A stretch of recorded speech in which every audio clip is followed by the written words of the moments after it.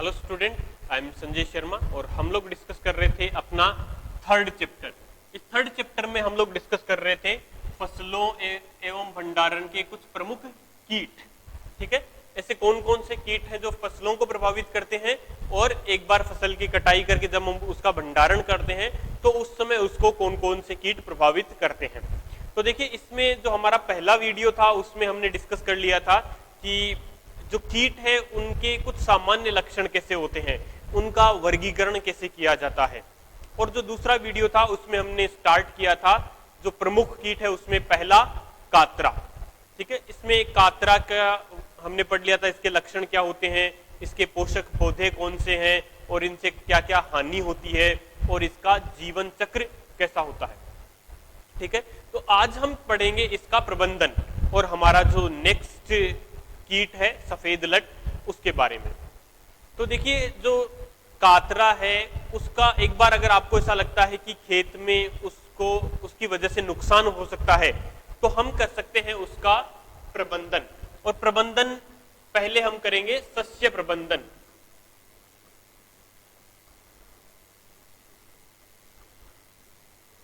सस्य प्रबंधन ये कातरा का प्रबंधन है। तो इसमें सबसे पहला है सस्य प्रबंधन। तो कातरा में देखिए सस्य प्रबंधन में दो तरीके हैं। पहला तरीका हमने इसके जीवन चक्र के बारे में पढ़ा था कि कातरा का जीवन चक्र स्टार्ट होता है जब वर्षा ऋतु की पहली या दूसरी अच्छी बारिश हो जाती है। एक बार वर्षा ऋतु की अच्छी बारिश हो गई तो वयस्क शलभ जो है वह बारिश के बाद में बाहर निकलते हैं और प्रकाश की तरफ आकर्षित होते हैं। तो हम क्या कर सकते हैं, खेतों में प्रकाश पास लगा सकते हैं। प्रकाश पास, ठीक है, खेतों में क्या लगाया जा सकता है, प्रकाश पास लगाया जा सकता है। क्योंकि हम ये जानते हैं कि कातरा के जो वयस्क शलभ हैं, वयस्क शलभ जो हैं, ये वयस्क शलभ जो हैं वह प्रकाश बारिश के बाद में ये जमीन से बाहर निकलते हैं और प्रकाश की तरफ आकर्षित होते हैं। तो जैसे ही ये प्रकाश की तरफ आकर्षित होते हैं हम इन सबको एक बड़े से प्रकाश पुंज में इकट्ठा कर लेते हैं और वहीं पर इनको क्या किया जा सकता है, नष्ट किया जा सकता है। ठीक है, तो ये पहला तरीका है। क्या किया जा सकता है इसमें, हम ये जानते हैं कि कातरा के वयस्क शलभ बारिश के बाद में जमीन से बाहर निकलते हैं और प्रकाश की तरफ आकर्षित हो सकते हैं। तो हम क्या बना सकते हैं, प्रकाश पास बना सकते हैं। और प्रकाश पास में शलभ को क्या कर दिया जा सकता है, एकत्रित किया जा सकता है और एकत्रित करके इनको क्या किया जा सकता है, नष्ट किया जा सकता है। ये पहला तरीका है। दूसरे तरीके में हम क्या कर सकते हैं, कातरा के जो अंडे हैं, कातरा के अंडों को प्रस्फुटन से पहले, प्रस्फुटन से पहले, प्रस्फुटन से पहले प्रस्फुटन हम लोग पढ़ेंगे क्या होता है। तो प्रस्फुटन से पहले इन अंडों को क्या किया जा सकता है, एकत्रित किया जा सकता है और एकत्रित करके इनको क्या किया जा सकता है, नष्ट किया जा सकता है। अब प्रस्फुटन क्या होता है, देखिए हमने पढ़ा है कि प्रस्फुटन एक ऐसी प्रक्रिया है या कातरा जो है वह जनन प्रक्रिया के बाद में अंडे देती है किसी भी पादप के पर्ण की निचली सतह पर। तो पर्ण की निचली सतह पर जब वो अंडे देती है तो उसके 4 या 5 दिन बाद में उन अंडों में प्रस्फुटन की प्रक्रिया होती है जिसमें से अंडों में से शिशु सुंडी बाहर निकलते हैं या शिशु गिटार बाहर निकलते हैं। उस प्रक्रिया को हम बोलते हैं प्रस्फुटन। और प्रस्फुटन की प्रक्रिया से पहले ही हमें क्या करना है, उन अंडों को एकत्रित करना है और उनको एकत्रित करके हम क्या कर देंगे, नष्ट कर देंगे। ठीक है, तो ये है सस्य प्रबंधन। ठीक है, सस्य प्रबंधन के बाद में जो दूसरा तरीका हम अपनाते हैं वह है जैविक प्रबंधन।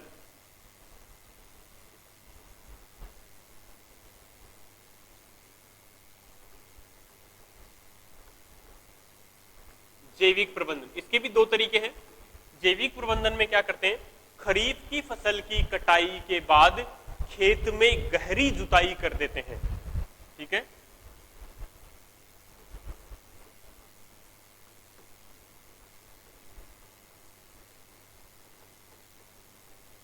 फसल की कटाई के बाद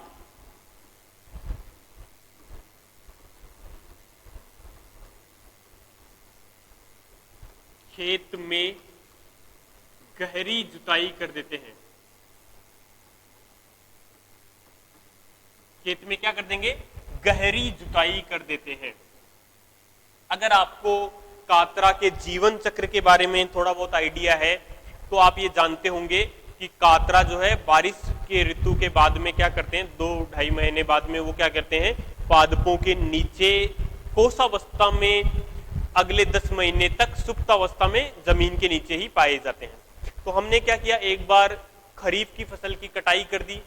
कटाई करने के बाद में हम क्या करेंगे, खेत में गहरी जुताई करते हैं। और इस गहरी जुताई से क्या होगा, कातरा की कोशावस्था, कातरा जो अपनी कोशावस्था में है वह जमीन से बाहर आने लगेगा।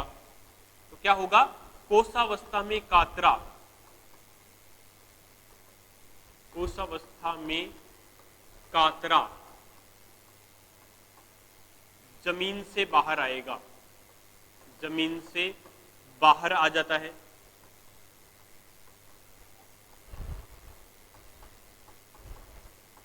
और बाहर आने पर ये दो तरीके से नष्ट किया जा सकता है, जैविक तरीके से। पहला तरीका ये है कि इसको जो भी पक्षी है, जो परजीवी पक्षी हैं, जैसे कि कौवा, मैना, ये सब पक्षी इसको क्या कर सकते हैं, खा करके नष्ट कर सकते हैं। पक्षियों द्वारा ये नष्ट किया जा सकता है। ठीक है, पक्षी इसको खा करके नष्ट कर सकते हैं। अगर इनको पक्षी खा करके नष्ट नहीं करते हैं तो बाहर आने की वजह से उच्च तापमान, बाहर क्या है, उच्च तापमान, जमीन के अंदर तो तापमान कम होगा, नमी होगी। जब वो बाहर आ जाएंगे, क्योंकि जुताई की वजह से क्या हो गए, वो बाहर आ गए, तो बाहर नमी भी नहीं होगी और तापमान भी ज्यादा होगा। तो उच्च तापमान की वजह से वो क्या हो सकते हैं, नष्ट हो सकते हैं। और अगली जो खरीफ की फसल है उसको नुकसान ये कम से कम पहुंचाएंगे या ना के बराबर नुकसान पहुंचाएंगे। दूसरा जैविक तरीका ये हो सकता है कि हम कुछ प्रजातियों की सहायता से कातरा के सलब को या कातरा के अंडों को नष्ट करवा सकते हैं, जिनमें है ट्राइकोग्रामा,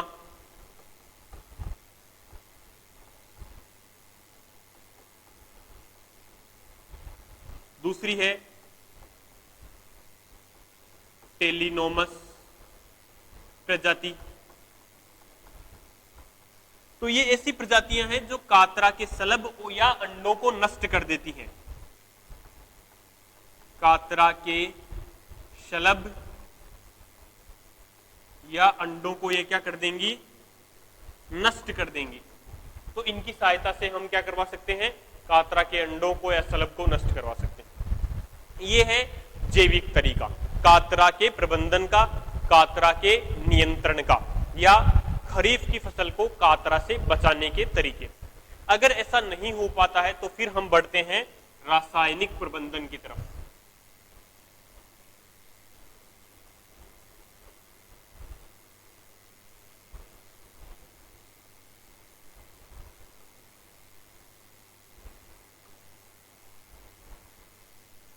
रासायनिक प्रबंधन में क्या करते हैं, दो रसायनों का हम लोग यूज करेंगे, जिसमें पहला है मेलाथियोन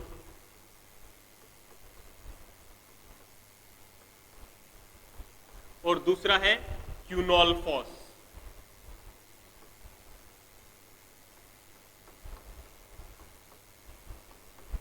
क्यूनोलफॉस, ठीक है। मेलाथियोन 5% और ये है 1.5%, ठीक है। तो मान लीजिए अगर किसी खेत में कातरा से, या कातरा को अगर हमें नियंत्रित करना है, कातरा को अगर हमें प्रबंधित करना है, तो हम क्या कर सकते हैं, मान लीजिए कि कोई सा भी तरीका जो सस्य प्रबंधन है वो या जैविक तरीका कुछ भी काम नहीं कर रहा है या वो हम पहले नहीं कर सके हैं, तो अब हम क्या कर सकते हैं, रासायनिक तरीके से उनको नियंत्रित कर सकते हैं। रासायनिक तरीके से नियंत्रित करने के लिए हम क्या करेंगे, खेत में या तो मेलाथियोन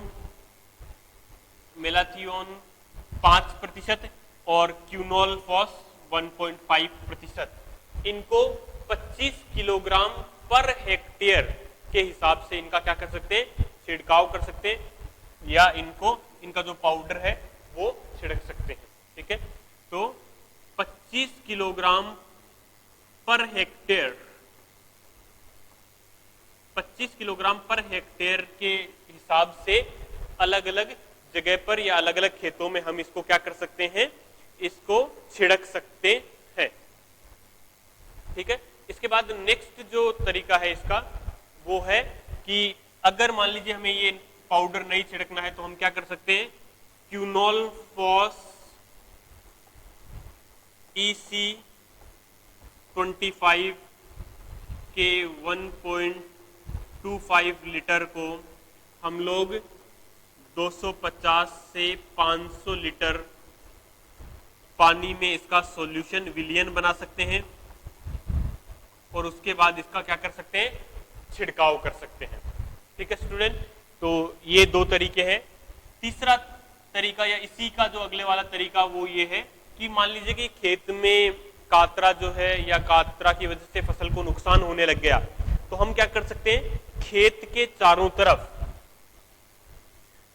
चारों तरफ क्या कर सकते हैं, 30 बाई 30 सेंटीमीटर की छोटी छोटी गड्ढे बना सकते हैं या नालियां बना सकते हैं, और उन गड्ढों में नालियों में हम क्या डाल सकते हैं, मेलाथियोन या क्यूनोल फॉस डाल सकते हैं, जिसके कारण जब भी कातरा के सलब जो है एक खेत को नुकसान पहुंचा करके जब दूसरे खेत में प्रवेश करेंगे तो उन गड्ढों में उपस्थित मेलाथियोन या क्यूनोल फॉस की वजह से वह क्या हो सकते हैं, नष्ट हो सकते हैं। तो ये कुछ तरीके हैं जिसमें सस्य प्रबंधन, जैविक प्रबंधन और रासायनिक प्रबंधन। ठीक है, इसके बाद जो हम नेक्स्ट पढ़ते हैं वह है सफेद लट, और सफेद लट जो है जिसे हम कहते हैं व्हाइट ग्रुप, जिसका बोटनिकल नेम है हेलोट्रिकिया कैनसेनगुनिया।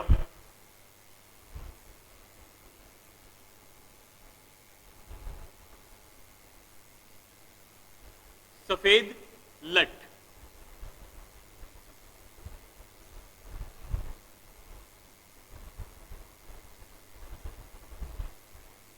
तो इसका वैज्ञानिक नाम जो है वह है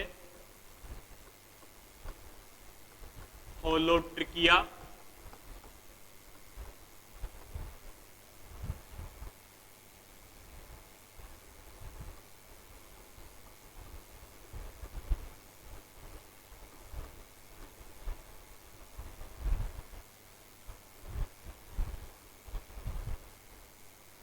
ठीक है, तो ये है इसका बोटनिकल नेम। इसके बाद देखिए यह पूरे भारत में या पूरे भारत की फसलों को नष्ट कर सकता है, इसलिए हम इसको कहते हैं मई भृंग या जून भृंग। मई भृंग या जून भृंग हम इसे कहते हैं। इसके बाद हमें याद रखना है, इसके बारे में भी हम कुछ चीजें पढ़ेंगे, जिनमें पहला है इसका लक्षण। ठीक है, इसके लक्षण में पहली बात इसकी लंबाई और चौड़ाई। तो लंबाई और चौड़ाई हमें याद रखनी है। इसकी लंबाई जो होगी ये लगभग 18 मिलीमीटर और इसकी चौड़ाई जो होती है ये लगभग 11 मिलीमीटर। ठीक है, लंबाई जो होगी इसकी 18 मिलीमीटर और चौड़ाई होगी इसकी 11 मिलीमीटर। ये इसके शरीर पर 2 जोड़ी पंख होंगे।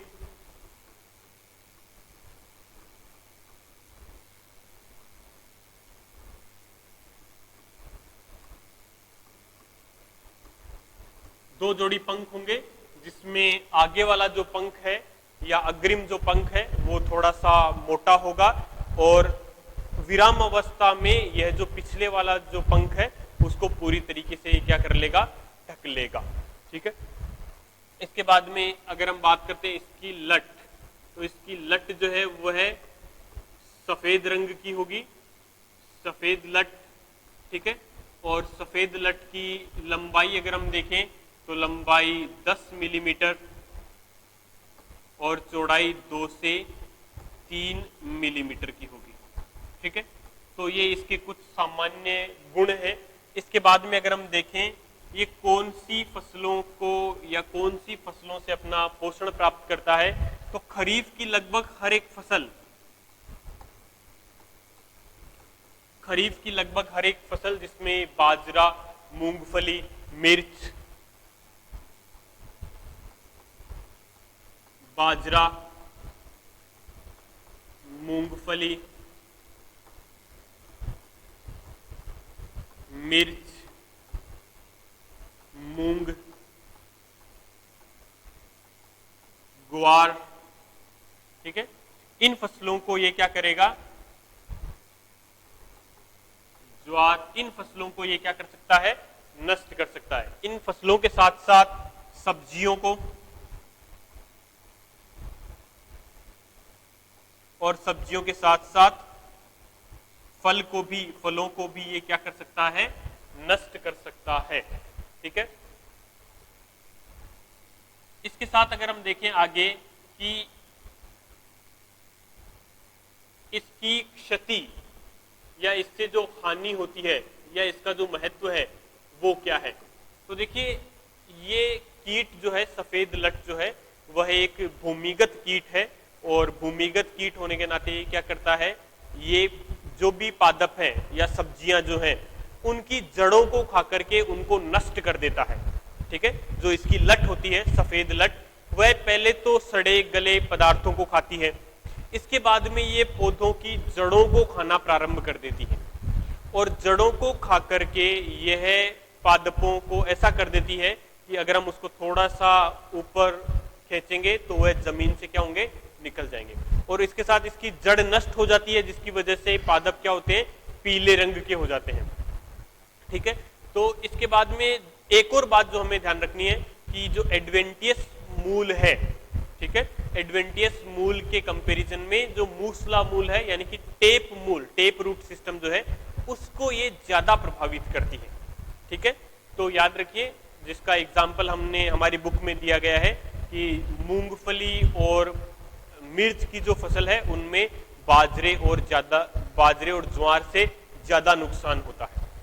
तो ये फसल को, अगर ये पूरी तरीके से सक्रिय है तो फसल को लगभग 20 से 100% तक नुकसान पहुंचा देती है, और सबसे ज्यादा नुकसान होता है अगस्त में, जब ये अपनी तृतीय अवस्था में होती है, ये लट जब अपनी विकास की तृतीय अवस्था में होती है, तो अगस्त में फसल को सबसे ज्यादा नुकसान होता है। ठीक है स्टूडेंट। इसके बाद हम पढ़ते हैं इसका जीवन चक्र। तो जीवन चक्र में हमें ये याद रखना है कि अपने जीवन चक्र में यह मई के बाद में, ठीक है, मई के बाद में जो भी बरसात होती है उसके बाद ये जमीन से बाहर निकलते हैं। मई से पहले अगर बरसात होती भी है तो ये जमीन से बाहर नहीं निकलते हैं।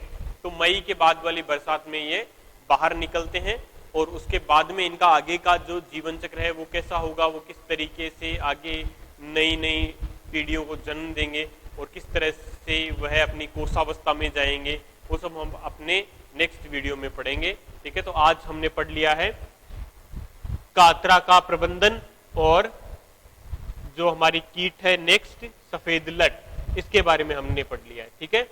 तो इसके आगे वाला जो भी है, इसके जीवन चक्र या इसके जीवन चक्र का परिचय या इसका प्रबंधन, वो हम अपने नेक्स्ट वीडियो में पढ़ेंगे। तब तक के लिए थैंक यू।